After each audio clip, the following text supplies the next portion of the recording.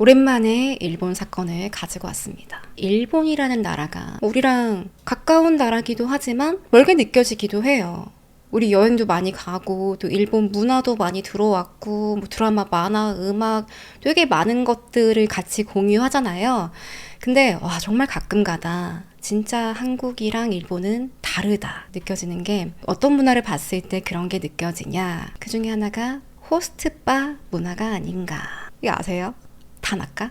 이아레 이아레. 아래 아래. 일본에서 호스트는요, 이게 다나카가 약간 그 호스트의 이미지를 따와가지고 이제 만든 캐릭터란 말이에요. 호스트는 술집에서 여자들 상대하고 술도 따라주고 대화도 해주고 이제 그러는 남자 직원들을 말합니다. 신주쿠나 뭐 시부야 이런 데 가면 간판에 여러분 보신 적 있어요? 막 또 머리 막 노란 애들이 막 삐죽삐죽 샤기컷 해가지고 무슨 연예인처럼 걸려 있어요. 거기 넘버 1, 2, 3, 4 막 쭉 나열돼 있는데 그 친구들은 이 호스트 바에서 제일 잘 나가는 친구들. 근데 그 지역이 도쿄, 신주쿠 이런 데다 카부키초 이런 데다 그러면 거의 연예인급이라고 해요. 진짜 막 TV 예능에도 나오고 광고도 찍고 화장품 막 옷 이런 거 광고도 찍고. 원래 이 호스트는요, 과거에 일본 잘 나가던 시절에 돈이 많은 사람들이 갔습니다. 큰 손들 접대하러 갔던 거죠. 근데 일본에 뭐가 왔어요? 버블이 붕괴되면서 음지에 있던 이 호스트가요, 점점점 양지로 나온 거예요. 왜냐면 이제 큰 손들이 돈을 안 쓰니까. 원래 잘 나가는 사업가들이 돈을 막 펑펑 썼는데 이제 없어. 오질 않아. 그럼 어떡해요? 돈이 없어도 이 저렴한 값으로 이 호스트 바를 즐길 수 있는 업장을 만들자. 예를 들면 뭐 여러분 호스트 바는 비싸지 않아요. 집에 가기 전에 잠시 와서 편안하게 한 10,000엔 정도? 10,000엔이면 한 10만 원 정도 하는데 그거 내고 술을 마음껏 먹을 수 있습니다. 다 젠틀하고 매너 좋고 말도 잘하고 막 손님들 막 웃겨주는데 이런 호스트들 항시 대기 중. 호스트 바의 문턱이 낮아진 거죠. 그러니까 손님들은 점점 젊은 여성들, 뭐 직장인들, 대학생들, 그러다가 미성년자들까지도 호스트바에 빠지는 거예요. 빚을 지고 사채까지 끌어쓰고 그때 나온 게 야미킹이라는 불법 사채업자입니다. 빚내서 호스트바 가서 놀았는데 돈을 못 갚아. 그러면 야미킹 손에 끌려가지고 성매매하러 가는 거예요. 이런 배경이 있다는 걸 말씀드리고, 자, 오늘은 이 호스트 업계에서 벌어진 사건을 가지고 왔어요. 오늘 이야기는 사건도 사건이지만 또 일본 문화에 대해서 이야기를 많이 할 거예요. 근데 나는 일본 문화 별로 안 궁금해. 그러면 제가 타임라인 걸어둘 테니까 알아서 패스하시면 됩니다. 자, 그럼 이야기로 들어가 볼게요. 2019년 5월 23일이었어요. 이제 슬슬 더위가 찾아오는 초여름 날이었는데요. 도쿄 신주쿠에 한 여성이 퇴근하고 집으로 가고 있었어요. 시간은 새벽 4시. 히가시 신주쿠에 있는 자기 아파트 메인 현관문 앞에 섰어요. 그리고 카드키로 찍 하고 문이 쓱 열리는데 로비 안으로 들어가자 정말 경악을 금치 못합니다. 로비 바닥에 차가운 바닥에 여자가 가만히 앉아 있는데요. 처음에 귀신인 줄 알았대요. 이 여자가 헐렁한 티셔츠, 남자 티셔츠 같은 거, 자기 몸보다 훨씬 큰 걸 입고서 아래는 또 홀랑 벗고 있어요. 속옷만 입고 팬티바람에. 신발도 안 신고 있고 무엇보다 온몸이 피투성이었습니다. 이거 딱 봐도요, 이 여자가 흘린 피가 아니에요. 왜냐면 이 여자가 이렇게 앉아서 다리를 이렇게 쭉 내밀고 담배를 뻐끔뻐끔 피는 거예요. 또 누구랑 통화하고 있어. 오른손은 이렇게 통화하면서 왼손으로는 담배를 피고 있어요. 그리고 이 여자 바로 앞에 젊은 남자, 피투성이가 돼서 막 누워가지고 간신히 숨을 쉬고 있는데 죽어가고 있는 거죠. 광경을 그대로 목격한 아까 퇴근하고 돌아오던 그 주민, 지금 저 미친년이 남자 죽인 거야? 침착하게 호흡하고 경찰에 신고를 합니다. 얼마 뒤에 경찰관이랑 뭐 앰뷸런스 도착하고요. 뭐 아파트 주민들도 이 새벽에 무슨 일인가 다 나와서 막 구경하고 이 한바탕 난리가 났는데요. 자, 이 여자는 현행범으로 체포가 됐어요. 남자는 거의 의식이 없어요. 거의 없는 상태에서 병원으로 실려갑니다. 그런데 이 광경을 아까 신고했던 주민 있죠. 그 여자가 사진을 몰래 찍은 거예요. 고민도 하지 않고 바로 인터넷에 올려버렸어. 오늘 제가 이런 걸 목격했습니다. 이 여자 아주 미친년이에요. 뉴스에 나오기도 전에 이미 사진이 이제 온라인에 도배가 됐으니 순식간에 퍼졌겠죠. 근데 여러분, 이런 이슈가 터지면 꼭 관종짓 하는 것들이 나옵니다. 몇몇 일본 남성들이 이 사진을 찍은 사람에게 댓글을 남기고 또 쪽지도 보내요. 혹시 그 여자랑 아는 사이예요? 제가 그분이랑 데이트를 꼭 좀 하고 싶은데 연락처 좀 알려주세요. 저는 데이트하다가 칼에 찔려 죽어도 상관없어요. 이런 똥파리 같은 변태들이 분위기 파악도 못하고 살인자에게 열광을 하는 거예요. 그러면서 사건은 더 알려지고 사람들의 관심은 점점 더 커졌습니다. 자, 그러면 이 사건의 피해자 누구냐? 지금 병원으로 실려간 남자 이름은 류즈키고요. 나이가 고작 20살밖에 안 됐어요. 어려 보이죠? 그리고 류즈키의 직업이 바로 신주쿠 가부키초에서 일하는 호스트였습니다. 이 호스트에 대해서 조금 더 자세히 알아보면요. 이제 보통 여자 손님들이 호스트 바에 들어가요. 첫 방문이야. 내가 오늘 여기 처음 왔어. 그럼 시간당 한 2만 원에서 5만 원 정도로 돼요. 술값 빼고 자리값만. 그렇게 자리에 앉아 있으면 호스트들이 이제 온대요. 한 명씩 한 명씩 돌아가면서 손님 옆에 앉는 거예요. 그럼 손님이 호스트랑 대화를 좀 해보겠죠. 짧게. 얼굴도 좀 이렇게 자세히 보고 어떻게 생겼나. 이렇게 호스트가 여러 명이 지나갔어. 그 중에 누가 마음에 들어. 나 저 친구로 할래요. 그럼 이제 그 친구가 와서 앉겠지. 그럼 이 호스트는 최선을 다해서 이 손님이 어떤 여자인가? 소심한가? 약간 자존감이 낮아서 평소에 남자를 잘 못 만나서 지금 여기 온 건가? 아니면 반대로 남자 너무 좋아하는 뭐 남미새인가? 빨리 스캔을 해요. 눈치도 빨라야 돼. 그래야지 이 손님을 내 마음대로 쥐락펴락 할 거 아니에요. 옆에서 술도 따라주고 안주도 먹여주고 원하면 약간 가벼운 스킨십도 해주고 손님의 마음을 스르륵 녹게 하는데 왜 이렇게 잘해주냐? 물론 이렇게 돈을 받으니까 받는 것만큼 서비스를 해야겠죠. 그런 것도 있지만 가장 중요한 호스트의 목표는 단골 만들기. 이 손님이 한 번만 오고 끝나면 안 돼요. 처음에 한 번 들이는 게 무섭지. 한 번 왔어? 그럼 이 사람을 내 손님으로 만들어야 돼. 단골 손님. 그래야지 다음에 이제 손님이 또 호스트바에 오면은 나 찾을 거 아니에요. 지명 호스트는 또 더 비싸대요. 시간당 한 1, 2만 원 더 내는데 마찬가지 술은 포함이 안 된 거고. 그래서 처음 갈 땐 조금 싸지만 맛을 들였어. 다음번에 또 와. 그러면 이제 점점 값이 올라간다. 자, 술은요. 보통 맥주, 아니면 추아이, 일본 술, 뭐 이런 저렴한 것부터 해서 위스키, 샴페인 다양하게 파는데 비싼 건 누가 시키겠어요? 처음 온 사람이 오자마자 나 샴페인 한 병 이렇게 시킬까? 아니에요. 단골 손님들. 오늘 내가 지명한 호스트의 면을 좀 세워줘야겠어. 그럼 이제 샴페인 한 병 딱 주문을 하는데 이게 또 샴페인이 뭐 샴페인 잔이랑 뭐 샴페인 한 병 딱 갖다 주는 게 아니에요. 이 업장의 모든 호스트들이 줄을 서서 샴페인 들고 나오는데요. 막 불꽃을 막 품품품 하면서 줄지어서 막 이렇게 나오는 거 있죠. 요란하게 나옵니다. 그 앞에서 호스트들이 단체로 막 춤을 추고 막 리액션도 해주고 그럴수록 손님은 어깨 뽕이 들어가는 거예요. 내가 내 호스트를 위해서 이 정도로 해줄 수 있어. 이런 맛에 빠지면 어떤 도박보다 헤어나오기 어렵다. 자, 이렇게 호스트바 단골이 되면요. 적게는 뭐 한 달에 100만 원에서 많게는 몇 천만 원까지 쓰는 거예요. 그러다 아까 말씀드린 이제 야미킹, 사채까지 끌어다 쓰고. 자, 그럼 호스트들은 돈을 많이 벌까?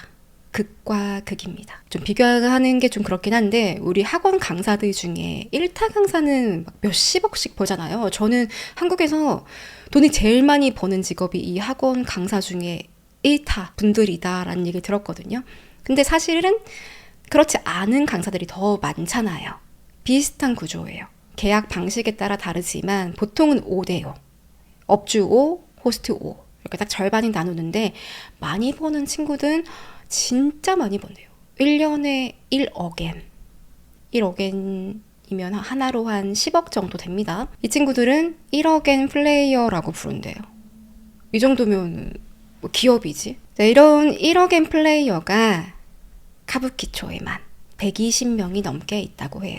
이제 궁금하죠. 이 친구들의 비법은 뭘까? 어떻게 이제 1억엔을 넘게 벌게 된 걸까? 단골 엄청 많을 거 아니에요. 이 친구들이 여자들 마음을 사로잡은 방법은 물론 뭐 피지컬, 뭐 얼굴 다 중요하지만 이 호스트의 가장 중요한 덕목은 말빨.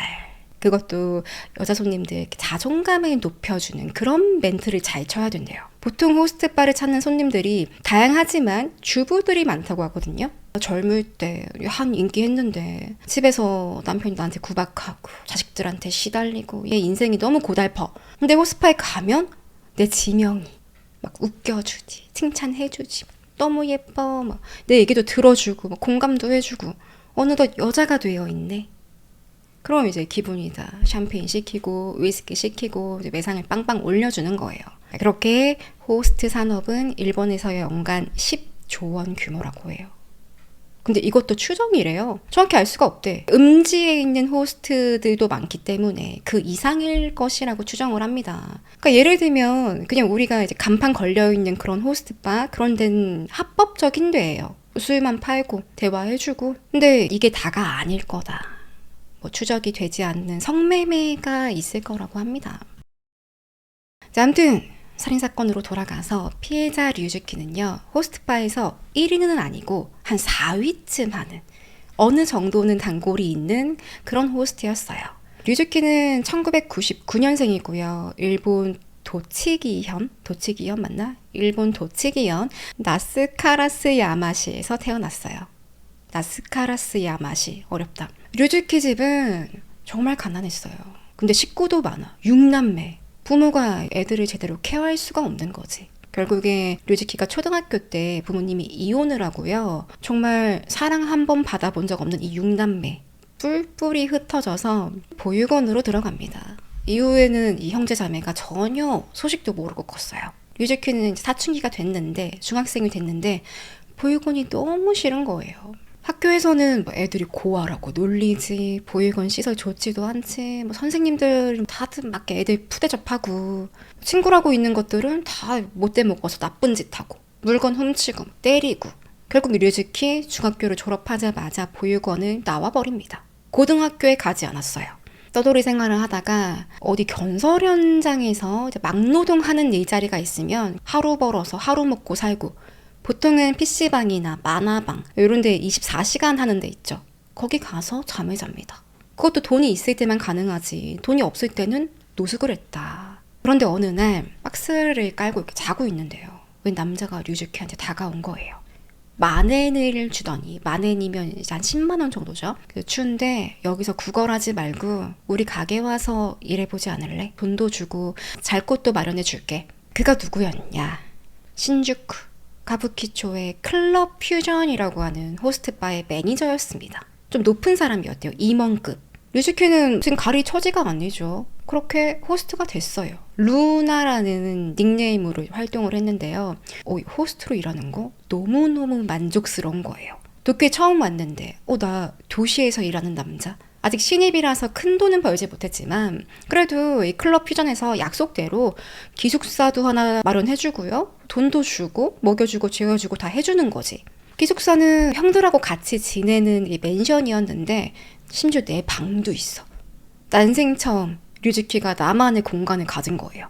또 미용실에서 머리를 잘라본 게 이때가 처음이었다고 합니다. 그 전에 단 한 번도 미용실에 가본 적이 없대요. 그 류즈키는 신세계인 거예요. 매니저 형이 잘해줘, 일도 알려주고 용돈도 주고 아프면 병원도 데려가줘요. 쉬는 날에는 다 같이 숙소에 앉아서 따뜻한 전골에 맥주 한 잔 마시고 시끌벅적했죠. 사람이 고팠을 건 아니에요. 사랑도 잘 못 받고 자랐기 때문에. 근데 이렇게 형들하고 같이 숙소에서 지내는 게 즐거웠다고 합니다. 이런 게 행복이구나. 사람 사는 게 이런 거구나 느껴요. 그러자 류즈키의 성격도 조금씩 바뀌네. 원래 되게 소심하고 말도 잘 못하고 좀 사회성이 떨어졌어요. 근데 몇 달 일하다 보니까 손님들한테 장난치고 밝게 웃으면서 대하니까 점점 단골 손님이 늘어갔죠. 그러면 그럴수록 류즈키 자존감도 올라가고, 얼마 뒤에는요, 클럽 퓨전 간판에, 여러분이 아까 제가 말했던 간판에 넘버 1, 2, 3, 4 이렇게 붙는다고 했죠. 이런 것도 신기해. 이렇게 붙었어요. 경쟁이겠죠. 업소에서 이렇게 시키는 거지. 누가 1위 했고 또 누가 치고 올라온다. 더 잘해라. 류즈키는 당당하게 4위를 합니다. 류즈키는 완전 노숙자 신세였는데 이게 류즈키한테는 작은 성공이었습니다. 작은 성공도 아니야. 큰 성공이었어. 도쿄에 와서 간판에 얼굴이 붙는 호스트가 됐어. 기분 좋죠. 그러다가 2019년 초에요. 류즈키가 같이 일하던 동료들이랑 호스티스 바에 놀러 갑니다.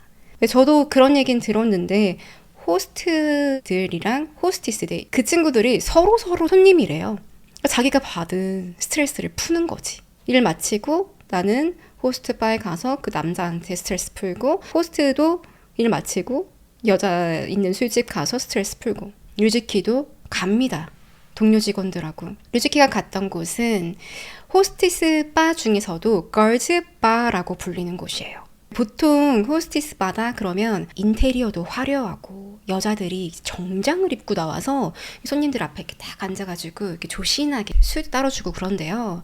음주 가무보다는 손님들하고 이야기하거나 아니면 옆에서 보조만 해주는 사업하는 사람들이 접대할 때 많이 온다고 해요. 물론 이것도 다 천차만별이겠지만 류즈키가 갔던 걸즈 바는 좀 달라요. 이런 호스티스 바가 아니라 일단 손님 옆에 앉질 않아요. 그냥 서빙만 하는데 뭐 잠깐 인사 정도 해주고 조금 친하면 대화 좀 해주고 자리에 앉지 않으니까 신체 접촉은 없다. 되게 캐주얼한 분위기고요. 또 젊은 친구들이 많이 온다고 해요. 류즈키는 여기서 내 담당 호스티스 21살의 유카 타카오카를 만나요. 둘 다 어려요. 21살이죠. 류카는 이 걸즈바에서 부점장으로 일하고 있었는데요. 지명이 많았어. 엄청 바쁜 직원이었습니다. 돈도 잘 벌었겠죠. 근데 류카가 류즈키에게 푹 빠진 거예요. 일단 외모도 내 스타일이었고 이야기 좀 나누다 보니 너무 좋아 사람을 편안하게 해줘. 손님 이상의 감정이 드는 거예요. 류즈키가 이제 밤일을 하긴 하지만 호스트바에서 일하지만 주량이 그렇게 센 건 아니었거든요. 그러니까 유카는 그걸 딱 보고서 너 내 테이블에 있는 술은 안 마셔도 돼. 그냥 가만히 앉아만 있어. 배려해 주는 거지. 보통은 이렇게 유카처럼 호스티스다? 그럼 손님들이 그것도 비싼 술을 많이 먹어야 돈이 된단 말이에요. 그래 일부러 옆에서 술도 더 따라주고 나도 마시고 그렇게 매상이 늘어야지 내가 호스티스가 챙긴 돈이 많아. 그런 경우도 있대요. 손님한테는 위스키를 따라줘. 근데 내 건 아이스티로. 위스키랑 똑같은 색깔. 그 아이스를 받아서 이제 술인 것처럼 홀짝홀짝 마시는 거예요. 그럼 손님은 아이스티 값이 아니라 위스키 2잔 값을 내는 거예요. 유카는 이렇게 아이스티를 몰래 마셔가면서까지 돈을 벌려고 했는데 류즈키는 돈으로 보이지 않아요. 손님이 아니야. 남자로 보이는 거예요. 너 술 마시지 마. 류즈키도 뭐 유카가 나를 진심으로 좋아해 주니까 뭔가 특별함을 느꼈고 둘이 번호도 교환을 합니다. 류즈키 내가 너 일하는 호스트바에 놀러 갈게 약속하고 헤어졌어요. 이후에 둘은 바로 만난 건 아니에요. 다음날 바로 연락해서 만나고 그런 게 아니라 한 2달 정도는 조용히 연락 없이 지내다가 2019년 3월에 유카가 류즈키 일하는 호스트바에 찾아온 거예요. 둘이 딱 바에 앉아서 얘기를 좀 하는데 너무 대화가 잘 돼. 진짜 티키티키 타카타카 너무 잘 되는 거예요. 류즈키는 유카가 그냥 그랬어. 그냥 손님이었어요. 근데 유카가 너무 꽂혔어. 내일 또 이렇게 일주일에 2-3번씩 자기 일 마치면 자기도 밤에 일하니까 마치면 찾아가는 거예요. 반면에 류즈키는 그냥 고마운 손님이랑 호스트 관계 그 이상 그 이하도 아니었다. 유카는 이제 진심이에요. 유카가 어떤 생각까지 하냐면 류즈키가 간판에 지금 넘버 4 아니에요. 류즈키 너가 왜 넘버 4야? 내가 순위 올려줄게. 걱정하지 마. 이후엔 유카 샴페인, 비싼 위스키 막 갖다 시키는데 정말 많이 쓸 때는 하루에 1,000만 원도 넘게 썼습니다. 류즈키는 고맙지. 정말 날 찐으로 생각해주는 손님이구나. 돈 많은 손님이구나. 잘 만났다. 그렇게 생각도 했고 또 내가 일을 잘하니까 이 손님이 나한테 돈을 많이 쓰는 거 아니야. 또 유카가 그냥 일반인이 아니잖아요. 호스티스 아니야.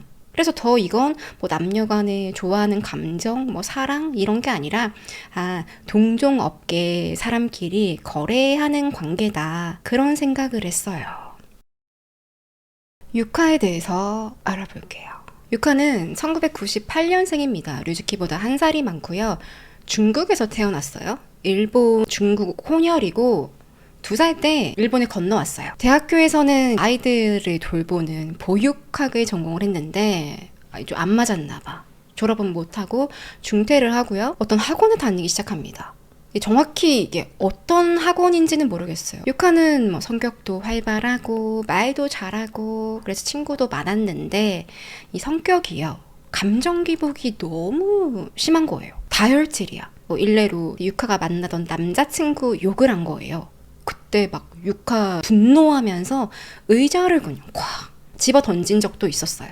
폭력성이 있는 거죠, 내면에. 그러다 유카는 어쩌다가 호스티스로 일하게 됐냐.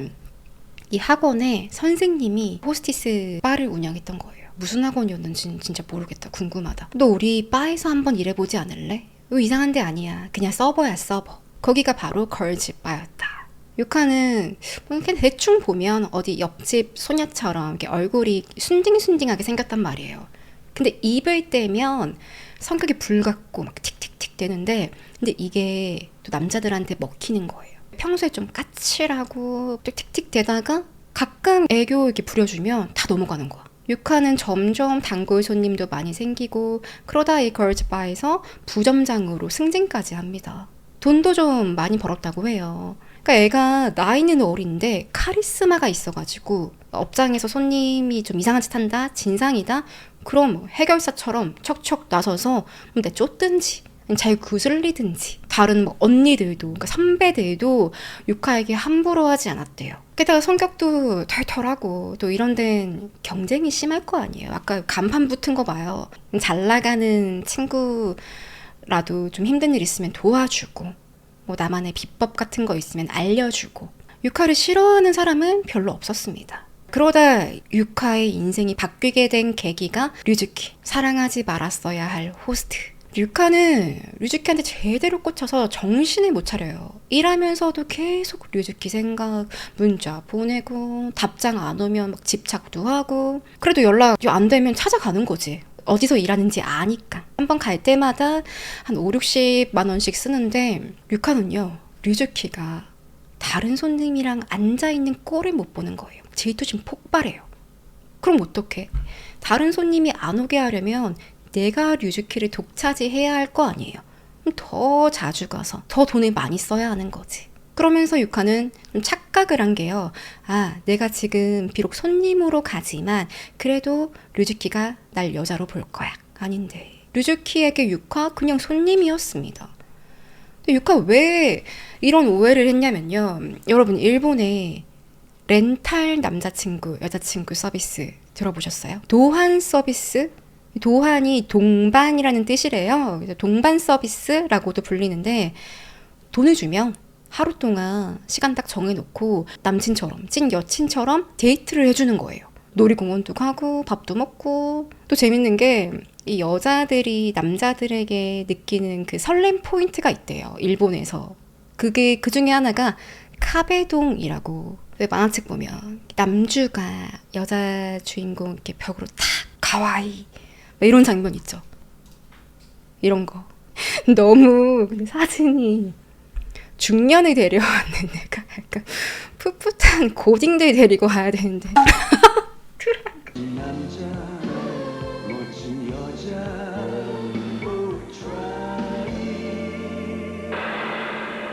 이런 걸 해주는 게 이제 유행이었대요, 한때 일본에서. 그러면 여자애들이 렌탈 남자친구 이제 데리고 가서 데이트도 하고 막 이런 것도 시키고 막 그러는 거예요. 근데 렌탈일 뿐입니다. 시간 다 채우면 이제 빠빠이 하고 헤어지는 거죠. 자, 류카가 류즈키한테 이 도안 서비스를 신청한 거예요. 돈 주고 같이 뭐 고양이 카페도 가고 뭐 영화도 보고 하는데, 비록 돈은 냈지만 렌탈이지만 유카가 이게 점점 하다 보니까 진짜 찐 데이트라고 착각을 한 거예요. 이렇게 류즈키 계속 만나다 보면 결국 우리는 사랑하는 사이가 될 거야. 착각한 거지. 그러니까 유카는 이게 비록 돈을 주고 한 데이트지만 점점 하다 보니까 왜 사람이 그럴 수 있죠. 이게 약간 현실이랑 구분이 안 가는 거지. 이렇게 류즈키 계속 만나다 보면 결국엔 우리가 사랑하는 사이가 되지 않을까? 또 거의 매일 류즈키한테 돈을 씁니다. 자, 그렇게 어떻게 되냐? 2달 만에요. 단 2달 만에요. 류즈키가 4위에서 3위, 2위, 1위까지 갔어요. 간판이 바뀌었어. 그렇지만 유카가 원래 돈이 많은 친구가 아니죠. 자기도 일해서 번 돈 아니에요. 근데 계속 버는 족족 류즈키한테 쓰니까 유카의 주머니 사정이 점점 안 좋아졌어요. 분명히 걸즈바에서 잘 벌고 있었는데 나중에는 뭐 있는 돈, 없는 돈 다 털어 쓰더니 여기서 버는 걸로는 안 돼. 류즈키를 1위를 유지시켜야 하는데 그게 안 되는 거예요. 결국 유카가 시부야에서 데리헤루라는 일을 합니다. 데리헤루가 뭐냐면요. 데리바리 헤루스. 영어로는 딜리버리 헬스. 이게 일본어예요. 그러니까 콩글리시 같은 거지. 영어에는 이런 단어가 없어요. 직역하면 헬스를 배달해준다 이런 뜻인데 출장 성매매입니다. 콜걸. 원래 유카는요. 걸스바에서 일할 때 데리헤루를 극혐했어요. 데리헤루를 좀 자세히 파보면 기본적으로 시간당 얼마 요금이 있고요. 호스트바처럼 지명하면 지명비 따로 있어요. 왜냐면 보통 인기 많은 친구들을 지명할 거 아니에요. 그리고 부를 때도 보통은 웹사이트에서 어떤 여자들이 있나 이렇게 쭉 보고 사진, 몸매, 간단한 프로필 이런 걸 보고서 예약을 하는데 좀 표현이 그렇지만 무슨 음식 토핑 추가하듯이 옵션이 정말 다양한 거예요. 그냥 얼굴, 몸매, 나 얘 좋아. 그렇게도 선택이 가능하지만 예를 들면 코스튬, 승무원, 뭐 선생님, 가정부, 간호사, 바리스타 뭐 되게 다양해. 내가 이런 복장을 원해. 그렇게 입고 와. 추가금 내면 가능합니다. 심지어요. 찐으로 나 진짜 선생님이야. 내가 뭐 진짜 승무원이야. 그러면 프리미엄이 더 붙는데요. 이번에 나눌 솔로 문제가 생겼던 그 분 있죠. 승무원이라고 속여서 실제로 그 가짜 승무원복 입고서 성매매하러 나갔대요. 거기서 이제 문제가 생긴 거였거든요. 그러니까 예를 들면 그런 거지. 그런 서비스를 이용하고 싶은 게 데리헤루다. 그리고 이게 끝이 아닙니다. 옵션이 또 어떤 게 있냐면 입고 있던 속옷을 선물로 달라. 그것도 가능해. 돈 주면. 근데 뭐 이것만 있겠어요? 뭐 각종 기구 뭐 이런 걸 써보고 싶다. 그것도 돈 주면 가능. 또 옵션 중에 성수라는 게 있는데요. 이거 제가 너무 경악스러워서 궁금한 분들은 구글에 아니면 뭐 야후 재팬에 알아서 이제 상상하시길. 그래서 유카는 차마 내가 그런 일은 하고 싶지 않았어. 내가 일하는 걸즈바는 달라. 데리헤루만큼은 내가 절대 하지 않을 거야. 근데 어떡해. 류즈키 만나려면 돈을 써야 하는데 류즈키 1위 시켜야 하는데 데리헤루를 하게 된 거지. 그리고 궁극적인 목표는요. 내가 언젠간 돈을 내지 않아도 류즈키랑 연인 사이가 될 거다. 그게 유카의 일생일대 목표였습니다. 그거밖에 안 보였어요. 유카 이렇게 데리헤루의 길로 들어섰고 류즈키에게는 말 안 하고 비밀. 류즈키한테는 뭐라고 했냐면 내가 걸즈바 부점장인데 뭐 이 정도 돈 쓸 수 있어? 내가 너 먹여 살릴게. 허세 부리면서 뒤에선 성매매를 했던 거지. 유카가 이렇게 류즈키한테 빠진 데는요. 뭐 류즈키도 어느 정도 한몫을 하긴 했어요.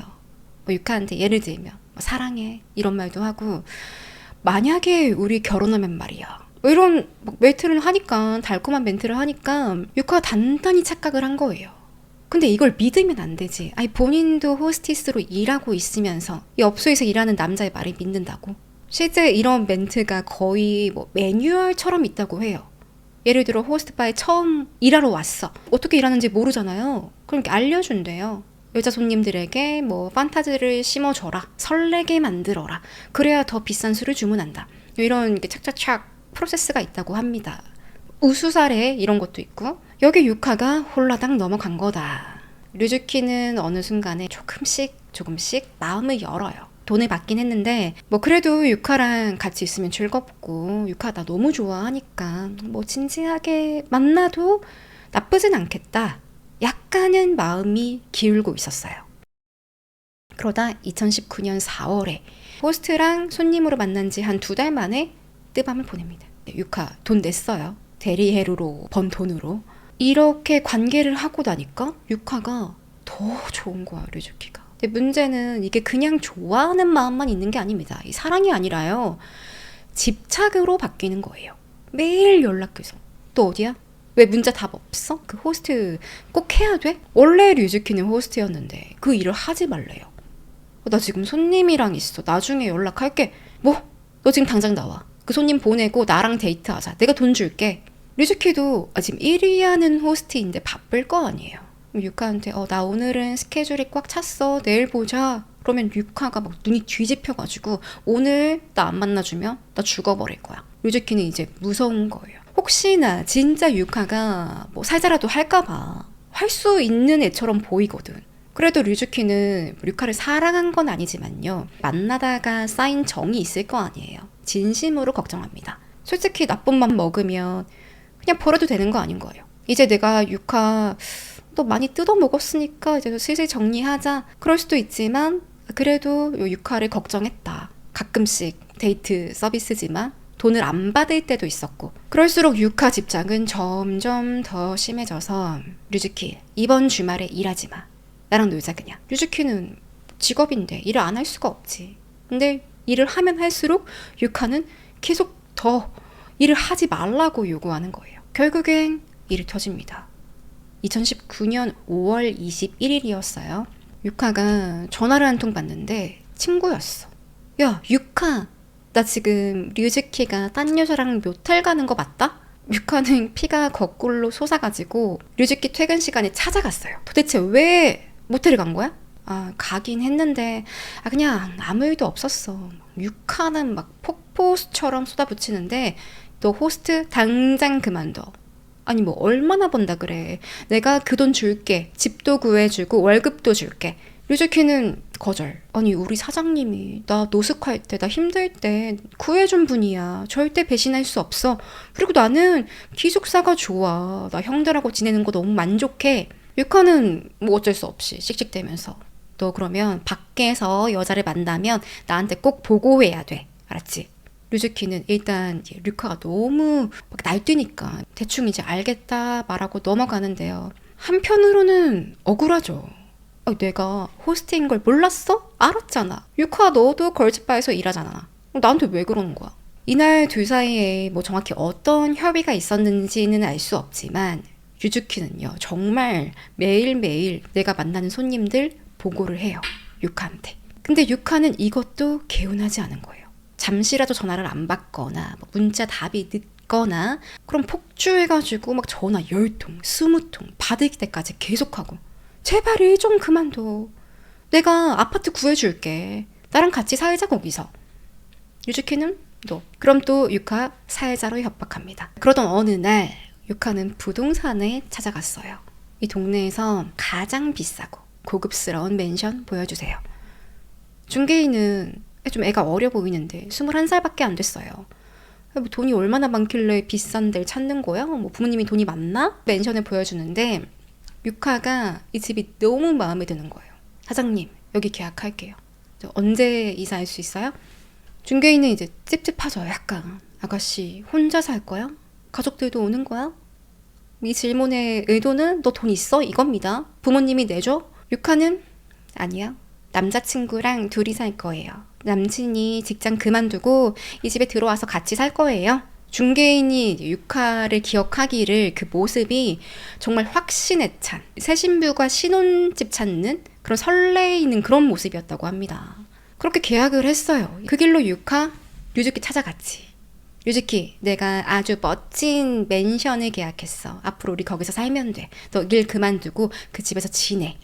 류즈키는 아니 우리가 뭐 같이 살 정도로 진지한 사이인가? 유카가 집착을 하면 류즈키가 치를 떨었단 말이에요. 근데 그 집에 들어가라고? 아마도 당시에 둘 사이가요 좀 애매했던 거지. 류즈키는 이 맨션에 자주 놀러 오긴 합니다.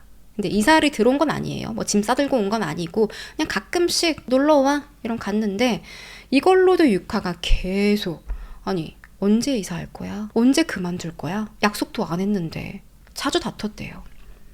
유카는 점점 류즈키 말고는 아무것도 안 보여.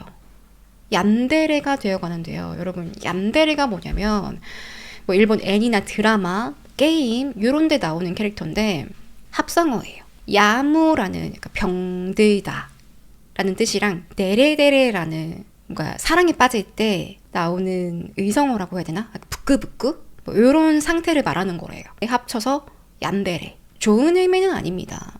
왜냐면 이 사진을 보면 여자가 칼을 들고 있죠. 어떤 의미냐면 막 사랑에 빠져서 집착하고 질투하고 극단적인 행동을 하는 거예요.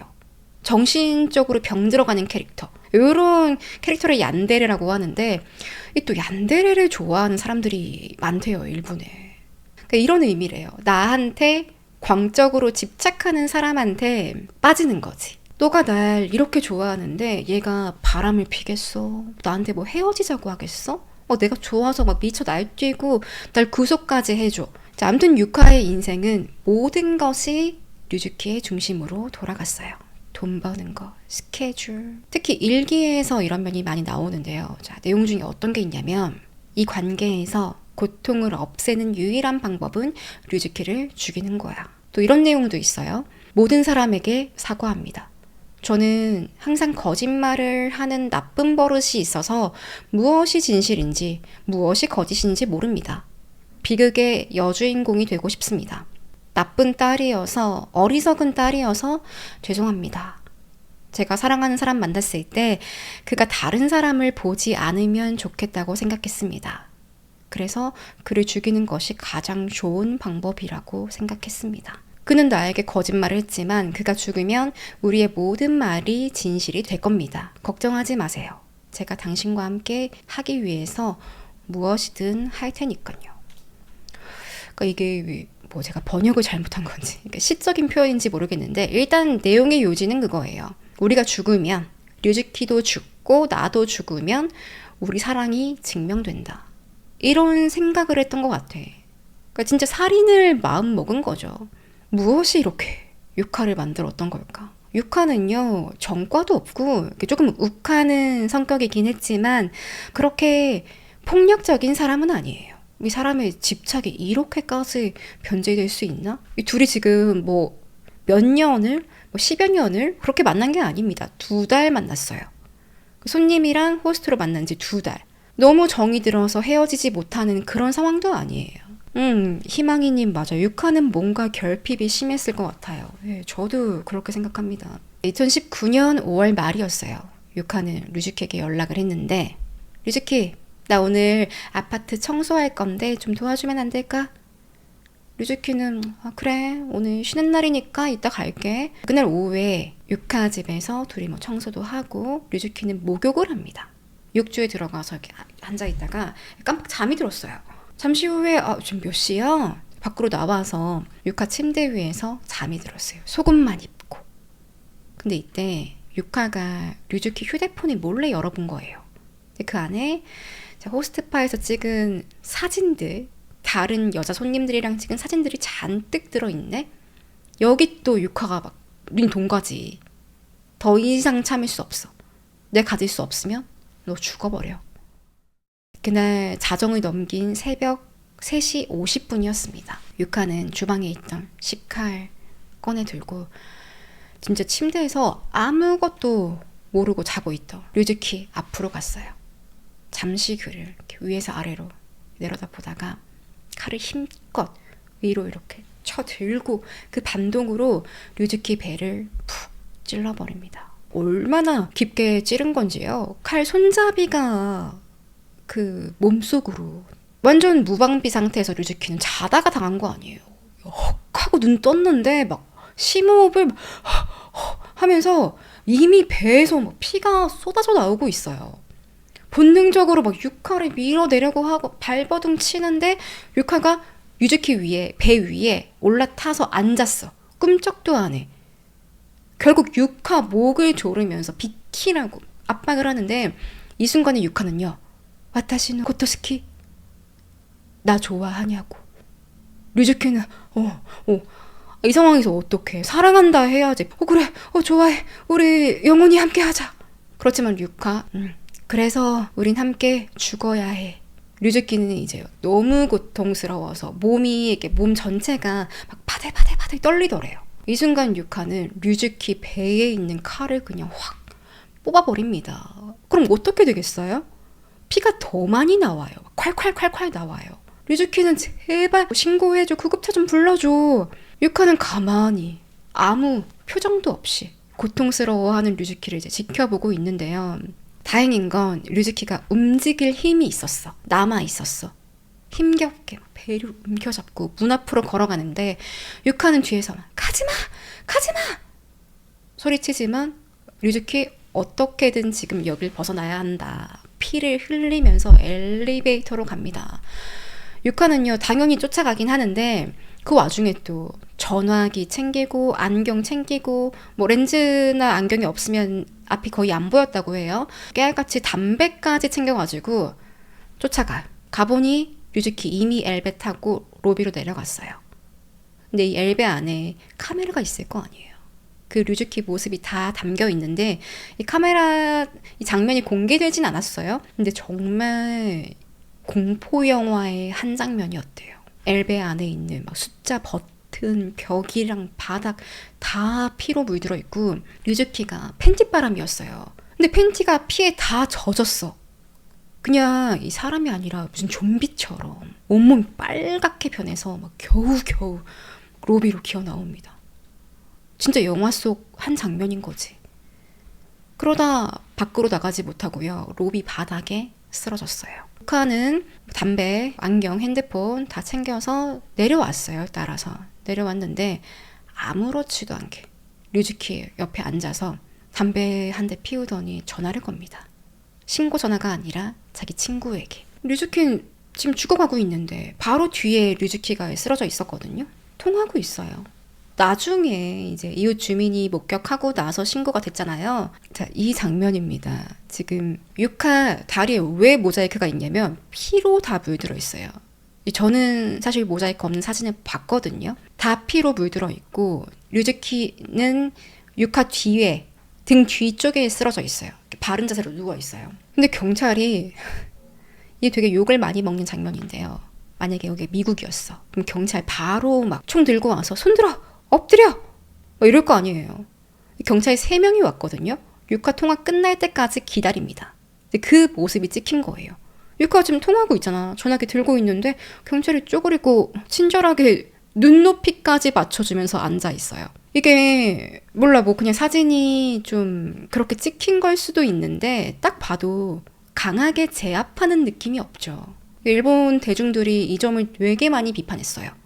지금 여자라고 예쁘다고 뭐 봐주는 거야 뭐야? 핑계라고 해야 되나? 경찰이 말하기는 혹시나 유카가 뭔 짓을 할지 모르니까 좀 조심해서 접근을 했다. 흥분하지 않게 천천히 대화로 풀어보려고 했다.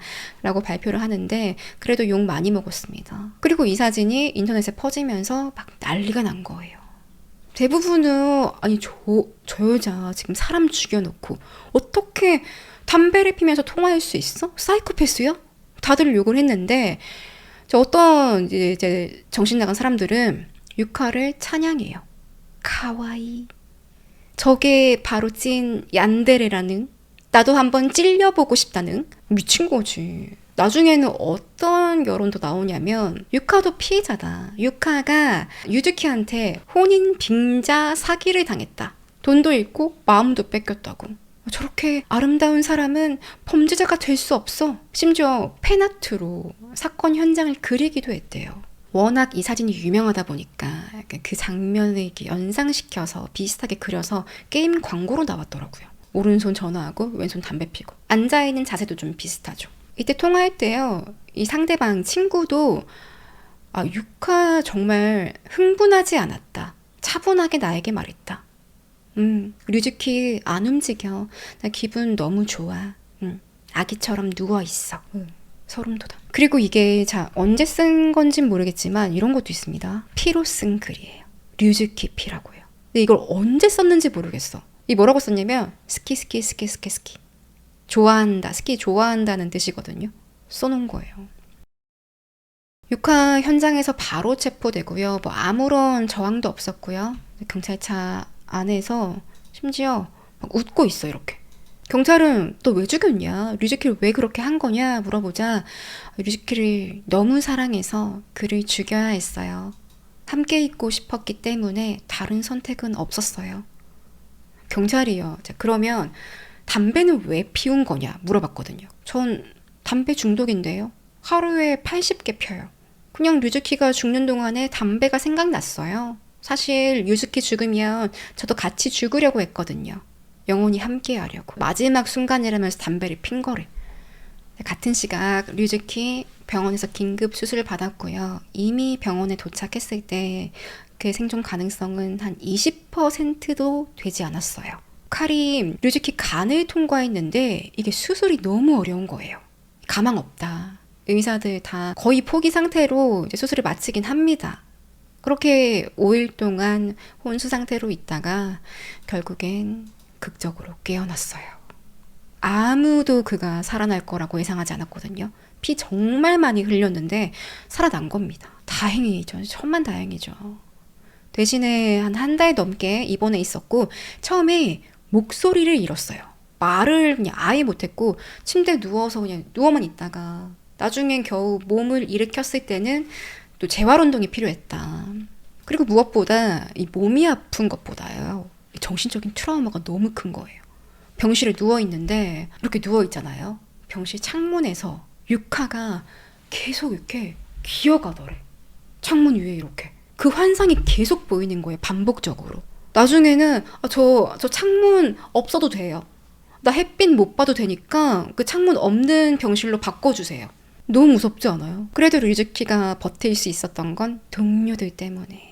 되게 끈끈했나 봐. 그 호스트바에 일하던 친구들이 다들 류즈키 죽는 줄 알고 거의 매일매일 찾아왔거든요. 류즈키를 응원해준 덕분에 재활을 잘 마칠 수 있었다고 합니다. 또 경찰들이 류즈키 이제 생사 왔다 갔다 하니까 가족들을 계속 수소문했어요. 거의 5년 넘게 연락도 안 하고 어디 사는지도 모르고 그렇게 지냈는데 그 6남매 중에 몇 명과는 재회를 했다고 합니다. 그래서 유즈키가 참 씁쓸하지만 달콤한 순간입니다. 라고 인터뷰를 했고 같은 해인 12월 3일에 재판이 시작됐고요. 자, 놀랍게도 법정에 류즈키가 앉아 있었어요. 앉아서 이렇게 조용히 웃고 있는데 이게 조롱이나 비웃음이 아닙니다. 정말 진심에서 우러나온 미소. 유카 보면서 이렇게 웃는데 기자들도 물었어요. 류즈키 어떤 의도로 웃은 거죠? 저는 이미 유카를 용서했습니다. 이 재판 전에요. 유카가 장문의 편지를 보내왔어요. 류즈키에게 미안하다고. 내용은 너가 정말 힘들었을 거다. 고통과 좌절을 느꼈을 거다. 미안하다. 나는 진작에 사라졌어야 했다. 이런 내용이었는데 류즈키가 편지 읽고 나서 좀 고민을 하다가 재판부에 탄원을 썼어요. 엄격한 처벌을 원하지 않습니다. 유카가 정상적인 삶을 살길 바랍니다. 보복할까봐 용서한 듯. 그럴 수도 있는데 근데 용서는 진심이었던 것 같아요. 그 유카가 대리회로에서 일했던 거 나중에 알게 됐거든요. 류즈키가 자기는 걔가 그렇게까지 해서 돈을 쓰는 줄 몰랐다고. 내가 그걸 알았다면 우리 관계가 조금 달라졌을지 모른다. 그런 말을 하기도 했어요. 류즈키는 합의를 해줍니다. 조건은 500만 원. 배상금 500만 원. 500만 원 중에 100만 원은 병원비에 썼고요. 나머지는 저금했다고 합니다. 그리고 유카, 류즈키에게 접근 금지. 찾아오지 말라고 앞으로. 연락도 하지 말고.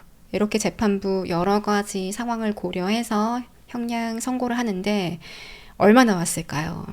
3년 6개월 나왔습니다. 살인 미수. 정말 작게 나온 거죠.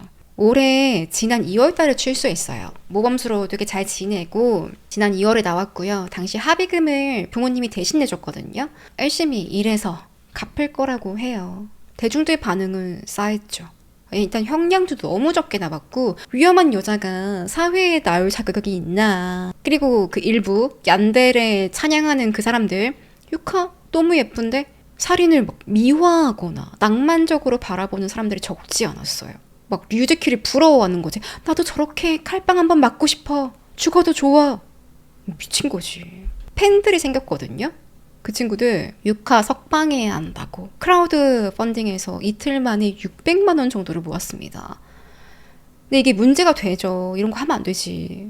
그래서 삭제가 되긴 하는데 이 사람들이 진짜 현실이랑 만화를 구분 못하는 것 같아요. 자, 그럼 류즈키는 어떻게 지낼까? 류즈키 다시 호스트바로 갔을까요?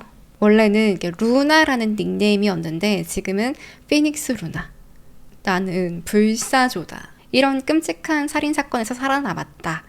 이름까지 바꾸고 예전처럼 뭐 먹고 말하고 정상적인 생활을 합니다. 대신에 간 손상이 너무 심해가지고 술을 마실 수가 없대요. 근데 호스트로 일을 하는 거야. 사장님이 괜찮아. 너는 술을 안 마셔도 돼. 어쩔 땐 옆에 형들이 막 대신 먹어주기도 하고 또 이렇게 술을 못 먹지만 더 인기는 많아졌대요. 이 사건 이후에 사람들이 궁금한 거예요. 아니, 도대체 어떤 남자길래 유카가 저렇게 빠진 건가? 그 호기심을 류즈키랑 대화 한번 해보려고 비싼 돈 내고 멀리서 오는 사람도 있고 해외에서 온 손님들도 있다고. 그 옆에 앉아서 막 피닉스 루나 그 상처 한번 보여주면 안 돼요? 이런 무례한 손님들도 있다고 합니다. 기자들도 그러고. 근데 또 류즈키가 성격이 좋은 건지 털털한 건지 또 아무렇지도 않게 보여줘요. 상처가 이렇게 생겼어요. 저 배 까고 보여주면서 이런 상처조차도 저를 만드는데 기여한 거다. 얘도 내 인생 과정 중 하나이다. 라면서 이제 긍정의 메시지를 전달합니다. 유카는 그럼 뭐 하고 있을까? 돈 벌어야죠, 이제. SNS예요. 인스타하고 유튜브 채널도 있고. 이게 지금 유카 인스타예요. 이건 유튜브. 일본 남자들이 좋아하게 생기지 않았어요? 귀염상? 근데 얘가 이제 칼 들고 막 그랬던 거야. 자, 오늘 사건은 여기까지입니다. 지멘 데스까? 맞나? 決めですか。はい、田中です。네, 이걸 썸네일 만들어. 특유의 표정이 있던데 약간 입을 벌리고 눈이 약간 이렇게 되고 미안합니다. 연습 좀 하고 이상한 거 하지 말아요. 안 난. 아, 좀 봐줘. 내가 이렇게 노력하잖아. 내가 썸네일로 한다. 아, 손가락 흔들흔들 해야 돼? 알았어. 안 할게. やれやれ